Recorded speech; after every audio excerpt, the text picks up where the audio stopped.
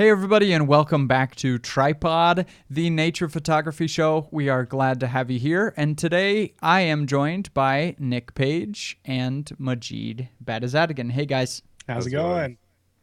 Good. Well, this week we are going to talk a little bit about social media for landscape and nature photographers.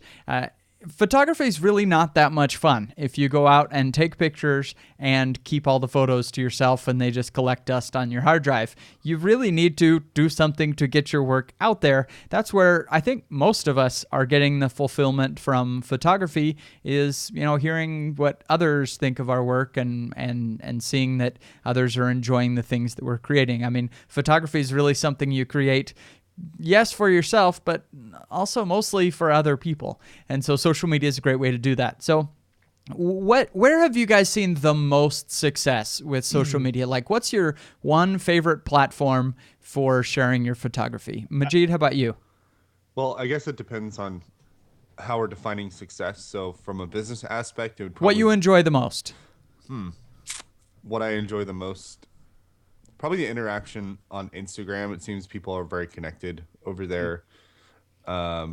From a business standpoint, Facebook has definitely been where most of my customers have come, whether that's print buyers or mostly print buyers, actually. Yeah.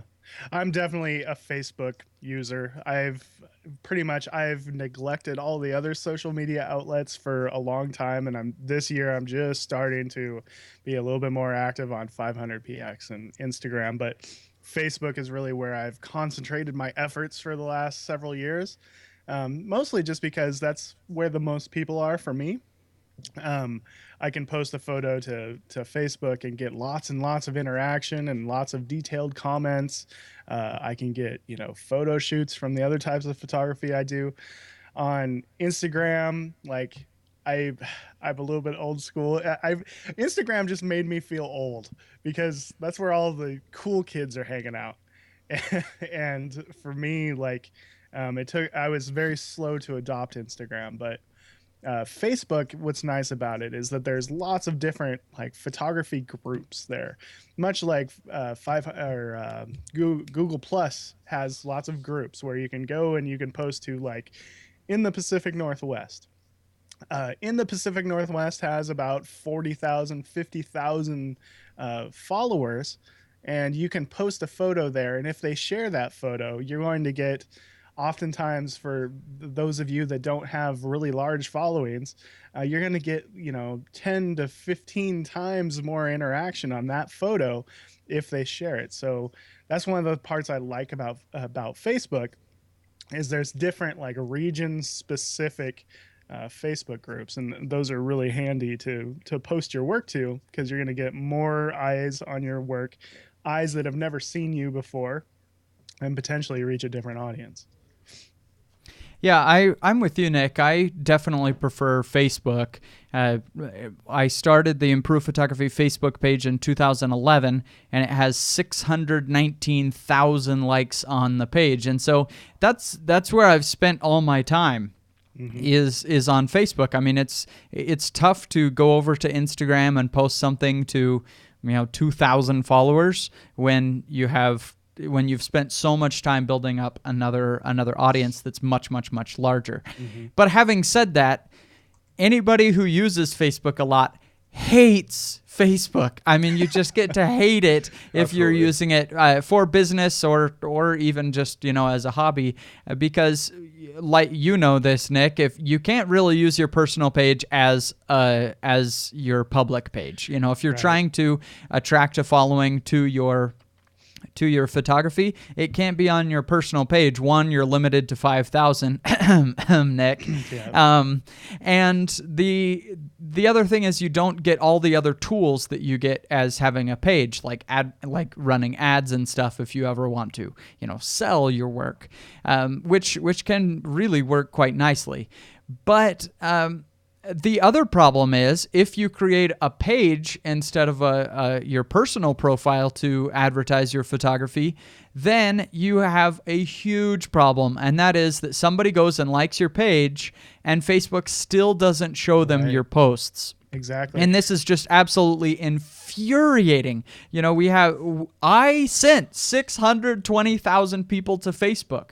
I sent them there, and then Facebook says, yeah, we're not going to show your post to them, even though they liked the page, they wanted to see the stuff, and Facebook still just shows a random smattering of posts. That Right. drives me nuts. They It's call definitely. it the I was gonna double say. dipping. Go ahead, guys. I was gonna say it's Facebook's way of trying to monetize it. They want businesses to pay for the reach that is available to them through Facebook. So, like, I've tested this quite a bit. I will post the exact same photo on my personal page as my photography page. Now, at the time of testing this, I had about the same number of friends as I did followers on my personal page, and the post on the personal page would reach either double or at least three times the number of people on my photography page. So I started just kind of neglecting my photography page and posting mostly to my personal page. Well, I soon reached the 5,000 friend limit, and now my expansion on that is just capped. Like, that's it.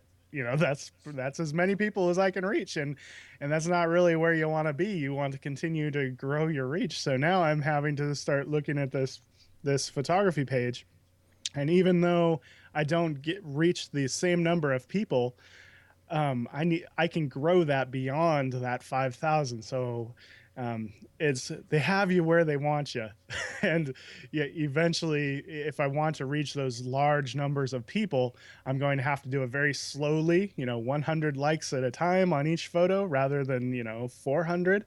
And I might have to pay for a little bit of that down the road if I want to reach beyond my audience.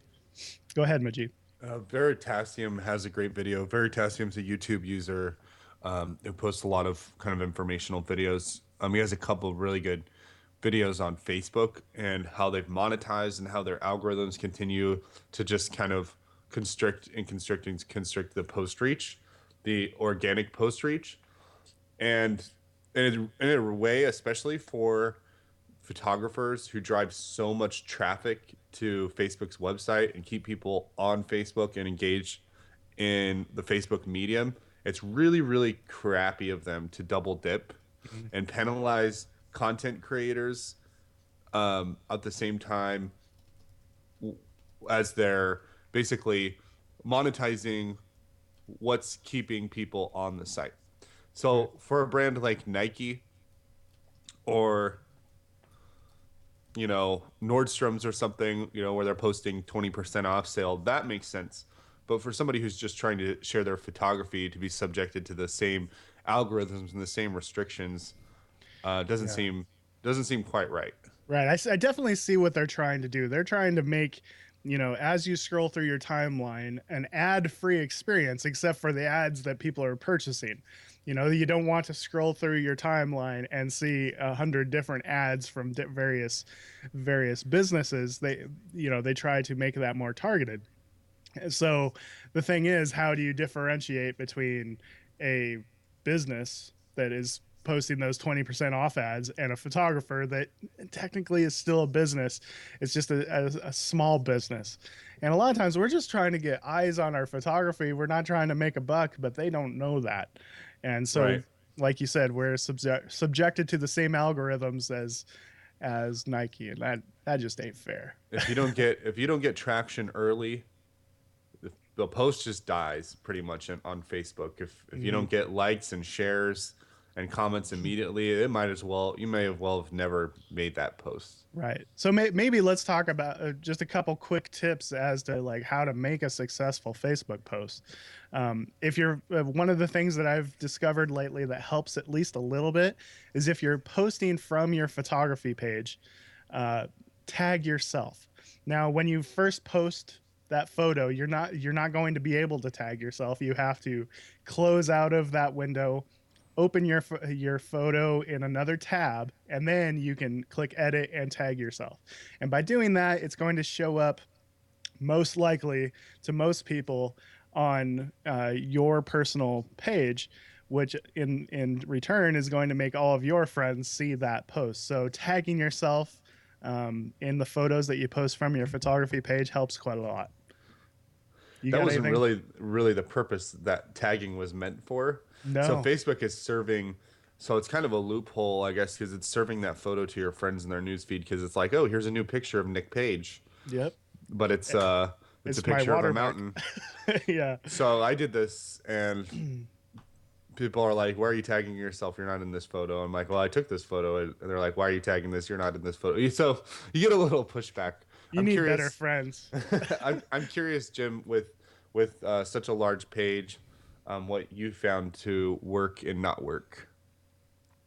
Well, the biggest thing that I've seen the biggest difference from is Facebook does not want you to link to YouTube, especially. If you link to a YouTube Yep. video, your reach gets cut, I mean, just dramatically. So if you're posting a video, you've done a time lapse or a collection of your work, you're even just, kind of a slideshow, then the video really does need to be posted on Facebook. If you have a really good video, sometimes you'll still get some reach on that Facebook page, but it's always going to be better if you post the video on Facebook, which stinks because Facebook video looks terrible. But if you want any reach, you need it.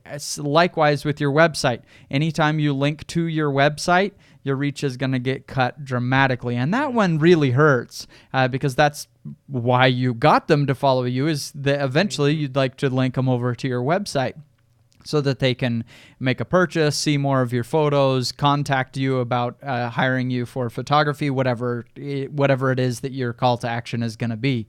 But Facebook wants them to stay on Facebook. And so, as much as you can keep that media on Facebook, you're going to see a dramatic increase in the reach that you're going to get. And then the other thing is just how you write the post makes a huge difference. Over the years and doing hundreds of posts, I've learned like what kind of things resonate with people and what doesn't. One tip for posting photos is it always hurts the photo if it's not timely. If you say, a couple of years ago I took this picture, it's just not as interesting to people as much as if you post a picture and then, you post two pictures in the same post, and one is there, I'm taking the picture 5 minutes ago, and the other one is the actual picture. Yeah. Or, I took this picture this morning. It always kind of resonates with people that it feels more real, like this person is out there taking the picture and not just like, random piece of art that's coming up on your Facebook feed. Similarly, if you can tell a little bit of story of something that's happening while you're doing the photography, you're frozen cold out there, you broke your camera while you were doing it, whatever, just something interesting that's happening, I think makes a big difference. In fact, one thing that I'll do is I'll often snap a cell phone picture of the back of my camera, just the LCD showing what I'm capturing, so you can get kind of the scene around you, show the camera and the LCD of the image you're capturing. And those posts have always just been super popular because it feels more real, like you're following a real person taking beautiful photos and not just another random landscape. Exactly. Anytime you can drum up a little bit of excitement for the photos that are coming, people are going to resonate more with that photo when it finally comes, showing a little bit of behind the scenes for making the photo. It makes people, feel like they're connecting with the person, not just the highlight reel of that person. So posting real stuff occasionally really helps. So 500px, Facebook murders our image quality. 500px is one of those places where you post something and it actually looks good. So I think as a photographer, we like posting to 500px because our photos look good and that, nice mosaic. And there's tons and tons of great photography on 500px, which is, maybe a little bit intimidating for a lot of us. Like I scroll through there and I'm like, I don't need to add my photos because that guy's better. Like it's easy to feel intimidated, but At the same time, you can reach a lot of other people there. So, Majid, you are super active on 500px. Maybe talk a little bit about some of your tips for posting there and having a successful post. Well, quote comes to mind: if you find yourself being the smartest person in that room, find a different room. So that's what's amazing about 500 pics is you're always constantly seeing the best photos in the world in whatever genre, and it's like a hyper dose every single day, and it helps you raise the bar and see more potential in your own work. Um, as far as compression, lately 500 pix has been doing some weird stuff, and when I say compression, I generally mean what the website is doing once you hand the file to them. So when you hand the file to Facebook, man, you have to go through a bunch of hoops just to make sure that it doesn't look like crap. And there's still no guarantee that Facebook Mm-hmm. isn't going to aggressively compress the photo and not really make a nice representation of what you intended, even with web sharpening and such. So 500 pics has usually been very, very good about compression. Lately, I've noticed there's been a little bit of stir about people saying 500 pix is doing something different. But overall, the voting algorithms on 500 pix basically allow the best of the best photos to float to the top. And I'm going to say that with an asterisk because sometimes it's the most popular photographers' photos that float to Right. the Yeah, top. that's what I was gonna And it say. has nothing to Uh, do with the quality of the picture. And sometimes it's a little combination. Yeah. Yeah, that's one thing that I don't love about 500px is it doesn't do a good job of bringing up the new photographers and giving a new audience to new and upcoming photographers. It's more about showing the work of the established photographers who have been popular on 500px for years and remain popular because their work keeps showing high on the list. Newer photographers have a harder time breaking into 500px, whereas other websites like Pixoto, which has plenty of its own problems, believe me, Yeah. they do a much better job, however, of unearthing content from photographers you've never heard of, because when you post a photo to Pixoto, it's compared against other people's work. It doesn't matter how many followers you have. In fact, you don't even try to get followers on Pixoto. It's not really even a thing. You're really just posting good work, and Hmm. Pixoto does an excellent job of bringing the good content up to the top, and it doesn't even matter how good that photographer is. So I know when I first started posting to 500px, I was kind of constantly frustrated why like I would post one photo and it would kind of blow up. It would do really well. And I would post another photo and it would be like nothing. It would just be stale. And so what I found is that by making sure you fill out all of the stuff, all of the information at the very beginning when you post, that's one of the things that kind of keeps me from posting 500px more often is the 500 page essay that you have to write at the front of the thing because you have to fill out where you took it, all the different stuff you, and if you don't do that, you don't get any reach. Poor Nick. I know it's terrible, but so now that I've taken the time, make sure that I do that on every single photo. Um, they start to receive the recognition they deserve, I guess. Which Well, yeah. it doesn't put me to the top of any of those lists for sure. But at least my photos are ranking in the 90s now, and before they weren't. And so make sure that you fill out all of that information at the beginning, and you're gonna get more reach for sure. I agree with Jim that it doesn't do a good job of showing new photographers, and Mm-hmm. they will have a hard time getting discovered on the site. But Nick, there is something to be said for the algorithm if there really are amazing photos. So I think it was you who had just a fairly new 500 Yeah. px account, and you put up your shot of Palouse Falls with the storm clouds, and it did really well. Yeah, it And blew you up. had no audience really, and you were new to the website.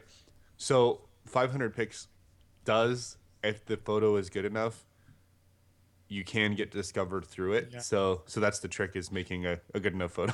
And the kind of the funny part about that is I posted this photo of Palouse Falls on 500px, and it's like, one of those times, one in a million. The sky just blew up. I didn't even really process it all that well. I kind of overcooked it a little bit, but the sky was just amazing and awesome. And then I posted to 500px, and then I forgot about 500px for about 4 months. And then I logged back in and I looked at it and I was like, holy cow, this photo has like 300,000 views and, thousands of likes. Oh my God. Mark Adamus commented on my photo and like gave me some critique. And I was like, I need to come here more often. This is awesome. And then I post a couple more photos. Nothing. Just nothing. So, if you do have a good photo, they do rise to the top eventually. Um, but yeah, there's definitely the big names kind of dominate 500px. Now, okay, so that's 500px. What about Instagram? I'm just now starting to post, and when I say just now, I mean like 4 days ago I started posting to Instagram and trying to do one or two a day. And I've seen my interaction improve every single time went by posting consistently. What do you guys do for growing your reach on Instagram, Jim? Not much, honestly. I haven't had a lot of success with Instagram, and part of it is I'm not sure if I want to put a ton of effort into Instagram because Instagram's owned by Facebook, and Facebook has been burning me for years since I sent 600,000 people to Facebook and now can only contact a tiny fraction of them. Right. And so part of it is I don't really trust Facebook to have my back, that I'm going to send them followers and then I'm going to still be able to contact them. So that's definitely something that has me wary about Instagram. And the other thing is you can't post links on Instagram. And so you post a cool photo and people like it.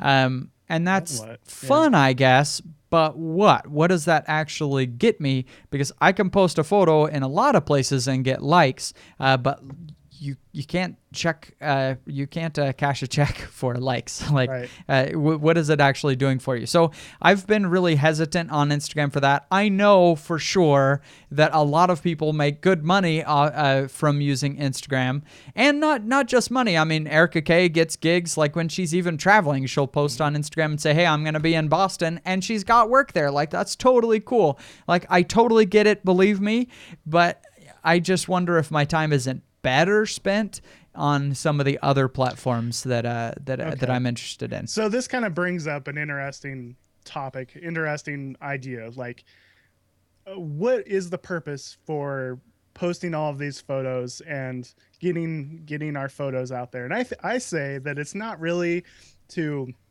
post links to things that we're really selling. I think more valuable than that is name recognition, because we've all heard of people like Mark Adamus or Art Wolf or these really big names in photography. Ansel Adams, maybe you've heard of that guy.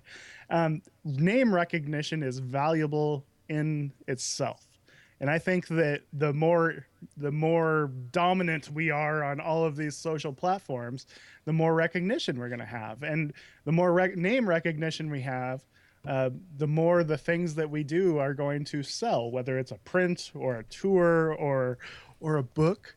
It's going to sell. So just I say Nick says that name recognition is as valuable as anything, because if they see a name that they recognize, they're likely to purchase whatever that name is attached to. That's how most people in today's society vote for local government. Like, oh, I've heard of that guy, I'll vote for him. So I say the name recognition is kind of the whole point of posting all these different places. I'm fighting off a cold here, so I'll try to gather my thoughts. First, I want to address what Jim said. He's absolutely right. How could you trust Facebook when they've gone and run their pages into the ground? Especially for content creators, especially for photographers. And well, the thing is, we don't really have much of an option, because other than Facebook and Instagram, those are two of the largest, social media sites there are. So I don't say we need to trust them. We need to use them. Let's use and abuse them. But Jim's point is that why make that huge time investment if they're just going to go and hose us anyway? So with that being said, the unique thing about Instagram, at least as of 6 months ago, is when you posted something, it would show up on people's phones invariably. Invariably, meaning Facebook, if you post to your audience, maybe a tiny fraction of your audience is actually ever going to put their eyeballs on it. Instagram, everybody's going to see it. Now, is that algorithm always going to be so generous that you're always going to see, Mm. you're always going to be able to reach all of your audience? Because Jim has, mentioned that multiple times. Like I earned all of those eyeballs, and they're not even seeing what I'm posting. Well, on Instagram right now, that's the case. They are seeing what you post. They're not always engaging or interacting. They might go right by it, but they're still seeing it. Name recognition is definitely valuable. My tips for Instagram, if you want to be successful, and I don't follow my own tips, but I but I know Do that as I say, not as I do. I know that successful photographers that I've talked to, they post every day. Hmm. Um, and as far as what Jim had said about the links, the only workaround is you have a basically clickable hyperlink in your profile, so you have to direct people to that link in your profile, and you can change that over time. So I want to ask this question of you guys. So Facebook sucks because it's Facebook. It murders our image quality. Our photography pages don't get the reach that they would if we were posting to a personal page. Personal pages are limited. So Facebook isn't really super ideal for photography oriented posts. 500px sucks because only the best photographers rise to the top, and it's a a favorites game. It's a popularity contest. Instagram sucks because, well, it's owned by Facebook, and it's not. There's a trust issue there. We're not always going to be able to trust Instagram because they might put the same algorithms on those photos as they do on Facebook. So then what? Like, what's left? I mean, there's Google Plus, which pretty much Which is is dead. dead. Yeah. Yeah, Flickr, which is kind of dead. dead. Um, there's not much really left out there. One fun thing that I've been doing a lot lately, and it's not for posting photos or anything, but it's Periscope. And Periscope is great for just kind of giving a behind the scenes look to like your photography process to other photographers and fans and stuff. And I've been having a lot of fun on there because you can kind of have a conversation with the people that follow you, show some of the behind the scenes stuff. It's just a completely different way of interacting with your audience. But what I would like to say is that maybe separate from social media, like let's talk maybe a few physical ways of getting your eyes in front of other people or your work in front of other eyes. One thing that I would like to recommend is that you submit your work to authors, because by doing that, oftentimes authors that are writing books, they need photography to illustrate some of the things they're talking about, and I'm talking mostly about like science and nature type books. I submitted my some of my photography to a local author that was writing a book about, the geology of my local area. Perfect example of people that need landscape or nature photography. He was talking about basalt columns and stuff like that. So I submitted my photo of Palouse Falls, and it worked out really well that way. So look for local authors or blog content creators that need photography. Another thing you can do is if you go out and there's this gigantic storm that rolls through town, and it's all these lightning strikes, and you get a couple of those lightning strikes, submit that to news agencies, whether it's your local television news or the local newspaper, stuff like that. Submit your work to them, and they will be more than happy to share it if you submit it to them in a timely manner when it's still news. uh, Stuff like that is a really great way of that I don't think we think about very often, to get our work in front of eyeballs that they're not usually in front of. And that's how you grow your audience, is to have people that haven't seen you before see your stuff for the first time. So That's all I got to say about that. Yeah, and I guess maybe not a physical way to get your work in front of others, but maybe one that's a little bit less social, but extremely important is an email list as far as I'm concerned. I'm much more interested in building an email list than I am a following on Instagram or Twitter or whatever else. Twitter, that one's funny. Twitter. The awesome thing about email, and it is getting harder as time goes on to send an email to a lot of people and have it not go to their spam folders. But even today in 2016, email is a very powerful way to market yourself, because often they're getting notified on their phone. It's getting right in their box. And even though there is some, an attrition rate there, most of the people that you send an email to are going to get it. And you can, write a full story about a photo that you've taken and include it on there. I think photographers are ignoring email in a big way and really shouldn't. Improved Photography has an email list of many, many dozens of thousands of people that are on it. And by having that big email list, I can write up a story, share a photo, the before and after. I can include links. I can ask them to subscribe to a podcast. I could say, this work is available to purchase, whatever. And you can email it out to all those people, including people that have purchased in the past. I mean, you can really segment it down however you want. So when I see the really successful photographers, Peter Lick, etc., with their email list, they're doing incredible things. And so what if you start building an email list of, the people that follow your current Facebook page, the people that have purchased your art in the past, and then when you take a photo, you write a story of it, you include the photo, and you email it out to them. Maybe even say, hey, here's a free desktop background that you can download and put on your computer to just enjoy this photo. If you want to buy a fine art print, you can purchase it here. I mean, there's just so much you can do for marketing through email. The basics here are, you can't use your Gmail anymore. I mean, once you're to about 25, 40, 50 people, Gmail starts to get squirrely that you're sending an email to that many people. Okay. And so you're going to need somebody to manage your email list. For that, I recommend madmimi.com, MADMIMI.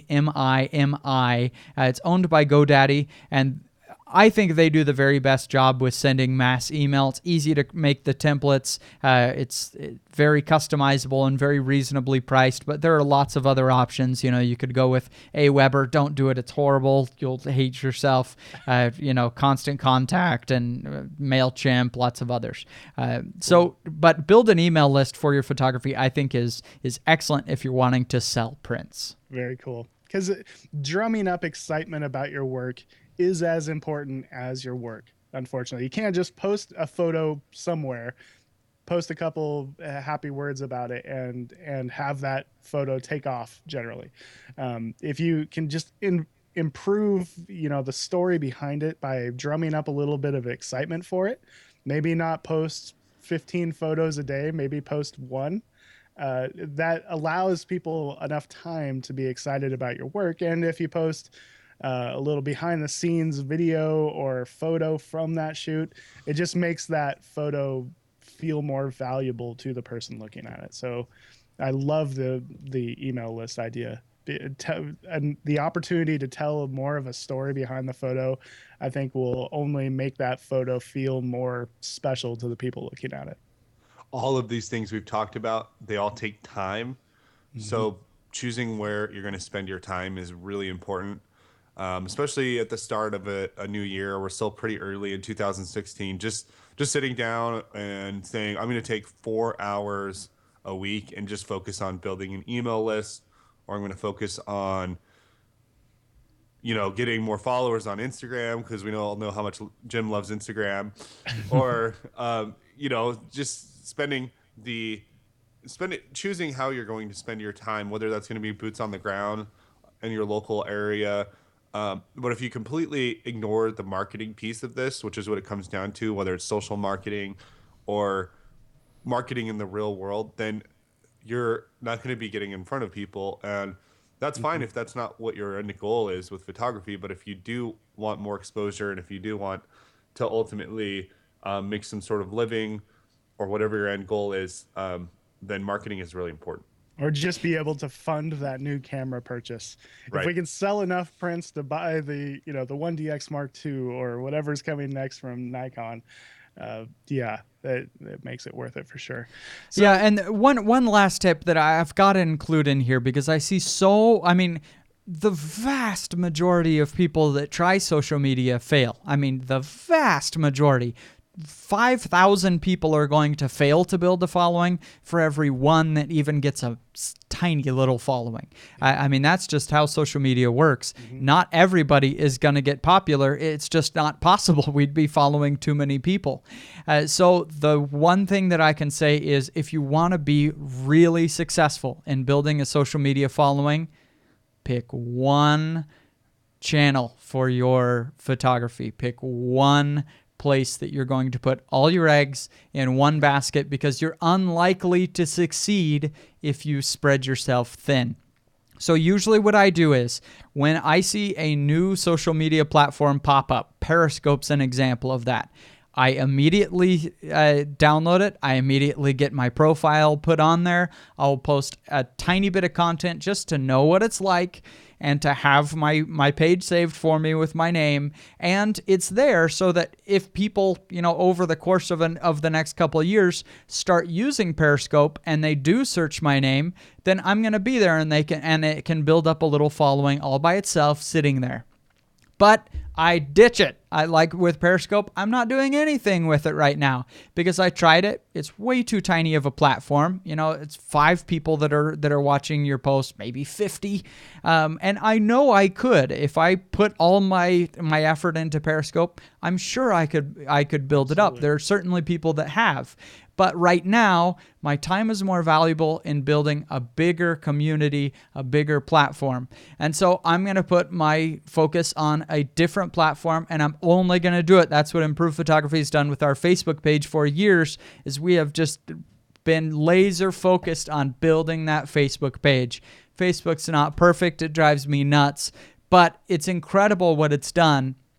And now that I do have that community, when I want to go nuts on Periscope or whatever else that I'm doing, Pinterest, I can post to that one community and say, hey, let's go over here. And the people will follow. The problem is you get 10 different things. You're posting sporadically to all of them. You're only engaging on people's photos sporadically on a bunch of different platforms, and people won't get to know you. Right. Well, in every episode, we want to leave you with a little bit of inspiration. And in this episode, we want to talk about Mythlands, a team of 11 landscape photographers in Italy. They have some pretty cool work on 500px, so we'll include a link over there in the show notes. Guys, it's been great talking with you guys, and we will see you in another 7 days.